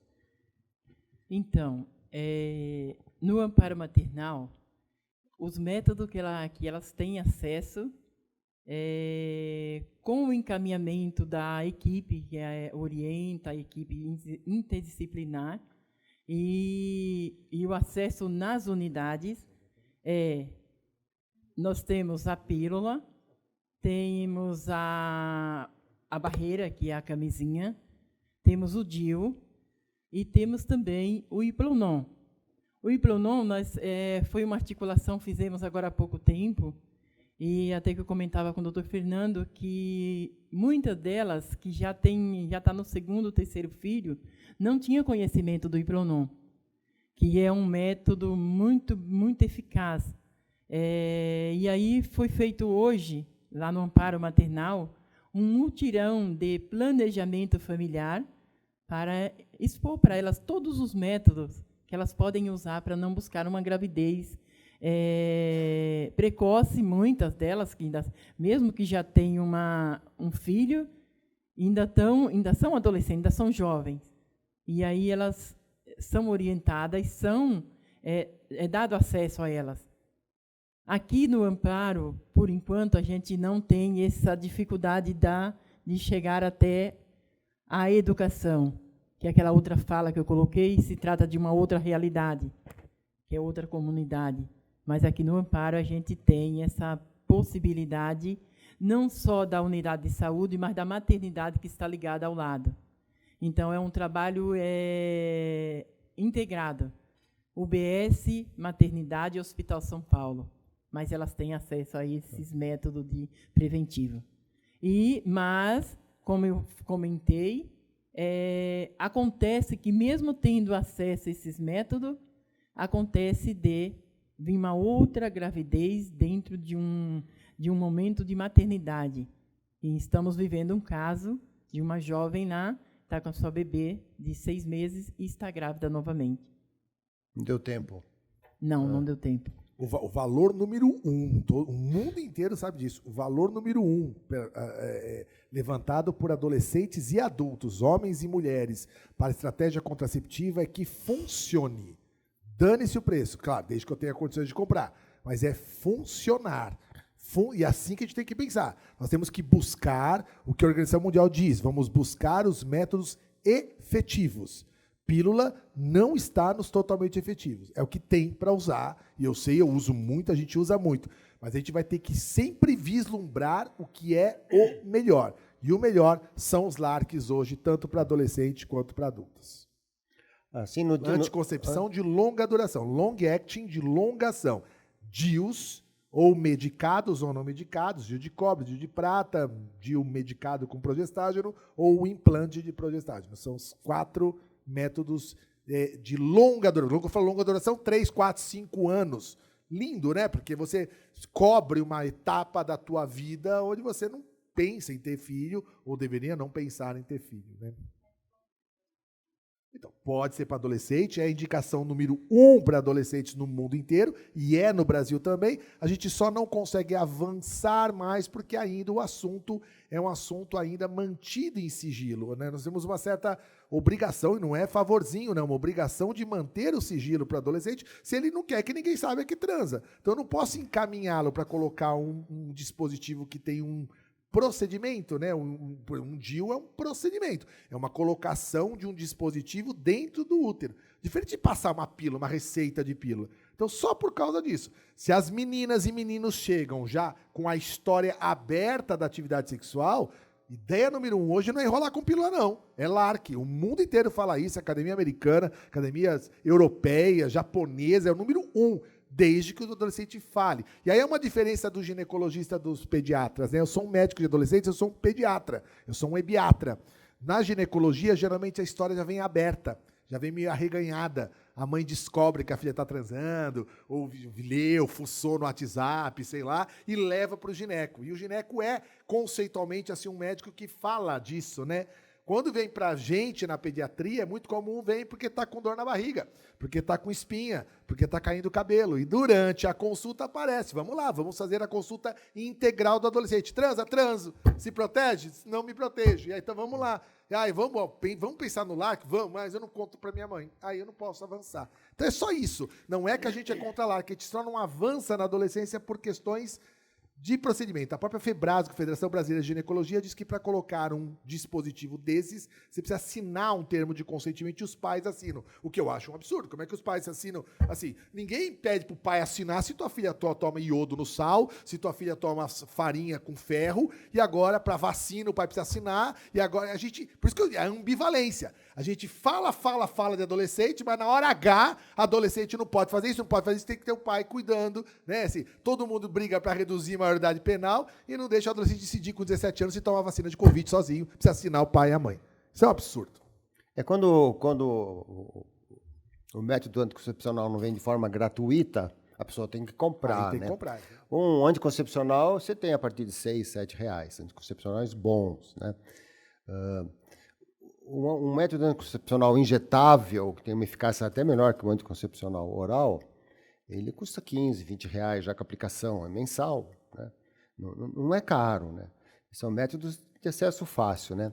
O Implanon, que a Eurice citou, é um bastãozinho, imagine um bastãozinho de 4,5 cm por 3, 4 milímetros de diâmetro. Ele é injetado aqui após um botãozinho anestésico no braço, ele dura 3 anos. Mas, se a paciente for comprar para o médico colocar, ela vai pagar pelo menos R$800 no Implanon. E o médico vai cobrar alguma coisa para colocar. Então, eu percebo que o custo já sobe um pouquinho, né?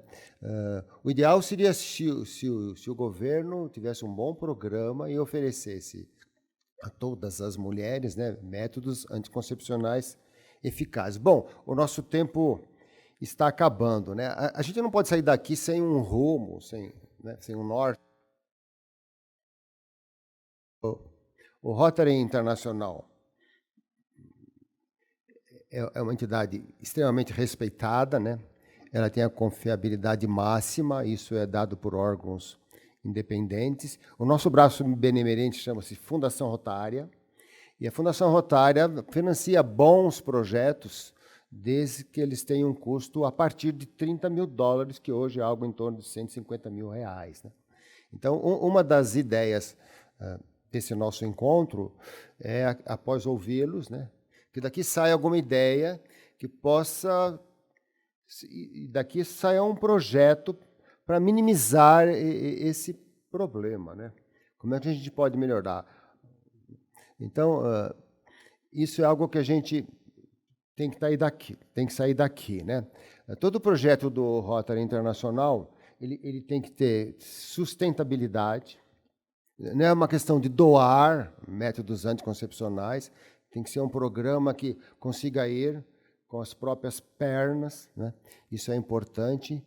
Ele tem que estar dentro de uma área chamada saúde materno-infantil, que é bem esse foco. Então, existe viabilidade para um projeto desse tipo, desde que ele tenha o principal, sustentabilidade. Então, eu gostaria, agradecendo aos nossos 3 oradores, que levassem até a Sandra alguma ideia nesse sentido, né? O Rotary tem feito projetos, por exemplo, com o Instituto da Criança. Eu mesmo tive o prazer de inaugurar um projeto ali, fornecimento de equipamentos para o pronto-socorro. Nós vamos voltar agora com oxímetros, outra compra que a gente vai fazer. Existe a possibilidade do PROERD, de alguma associação com a Polícia Militar. Acho que a Amparo Maternal já está bem encaminhada, né?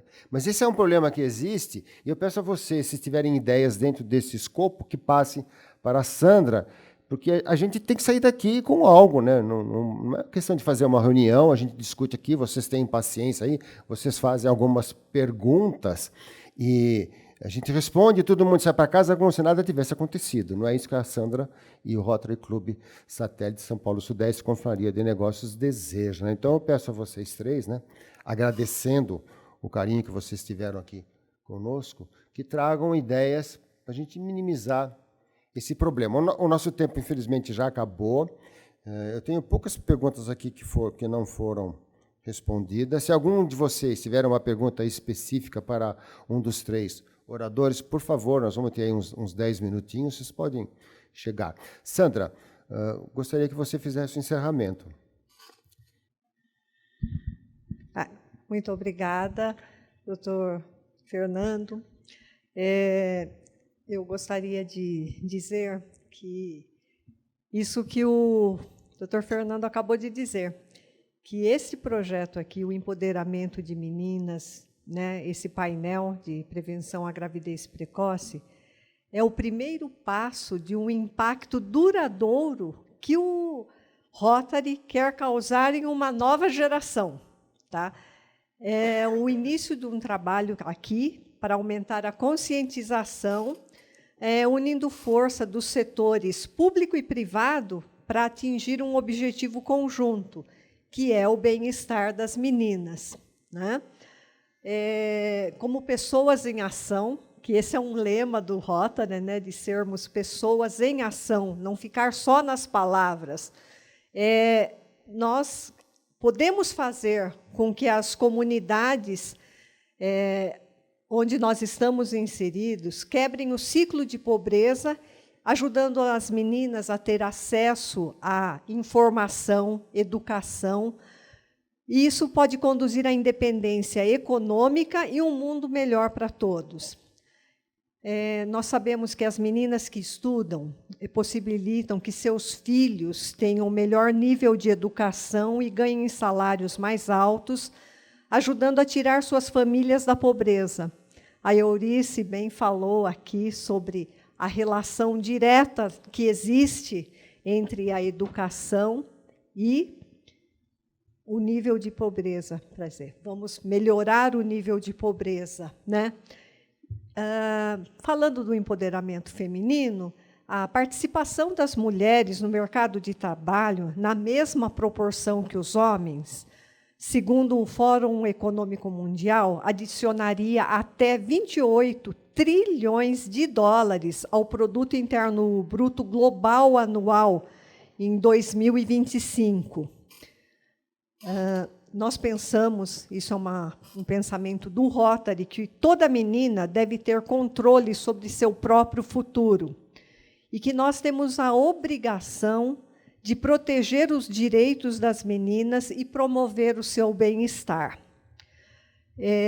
O Dr. Fernando já falou aqui, então a nossa ideia realmente é de que este seja o pontapé inicial para um projeto que nós faremos futuramente, um projeto global, para trabalhar este tema com profundidade e com uma ação, não apenas com palavras. Fazermos uma ação que signifique um impacto positivo na vida das meninas e meninos e suas famílias, porque quando a gente tem um problema de uma gravidez precoce, isso afeta os meninos, as meninas e suas famílias, porque eles são jovens, são dependentes, então a nossa ideia é realmente, no futuro, com a ajuda desses profissionais aqui, eu já estou aqui pedindo a ajuda de vocês para a gente formatar um projeto que possa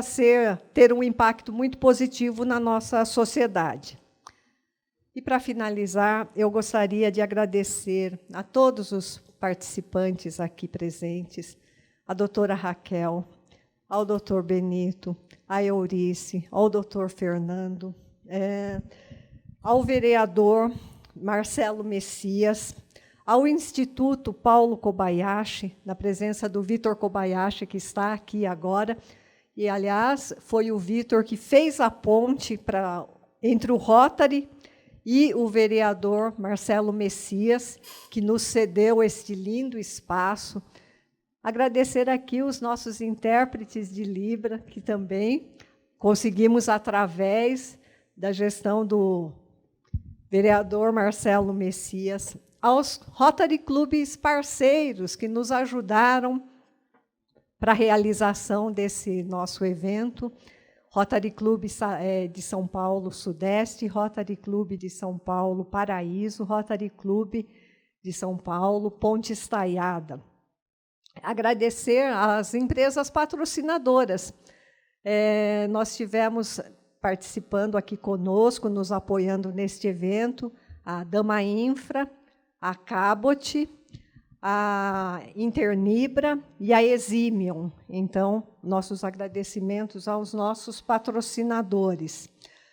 E também quero agradecer nosso mestre de cerimônia, Nelson Tucci, a Tauane, que foi o nosso contato aqui na Câmara de São Paulo, e todos os membros da Câmara Municipal, sem os quais a realização deste evento não teria sido possível. E muito obrigado pela presença de todos.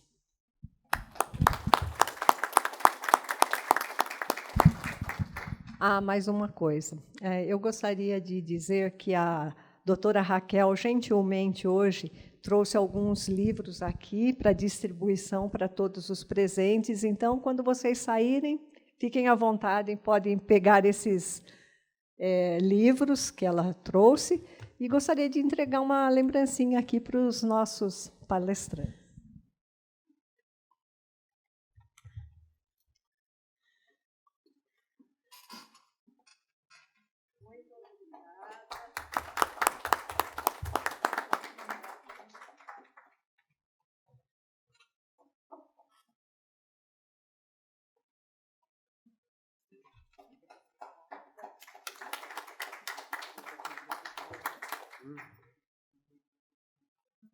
Pouca gente, né? Grazie.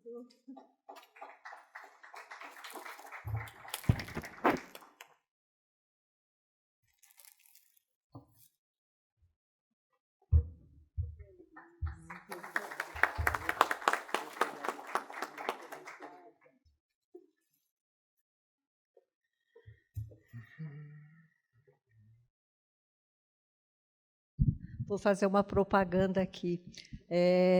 Esse brinde aqui é feito por uma rotariana, são os dourados, tá? Que com um cafezinho fica uma beleza. Ali fora nós temos o patrocínio da Nestlé, que trouxe aqui o cafezinho, né, o Nespresso para a gente, e tem um pouquinho de dourado ali fora para vocês experimentarem. Muito obrigada, gente. Realmente, eu estou muito feliz com esse evento, com a presença aqui dos presidentes dos nossos clubes parceiros, e que isso seja o início de um projeto que nós vamos fazer.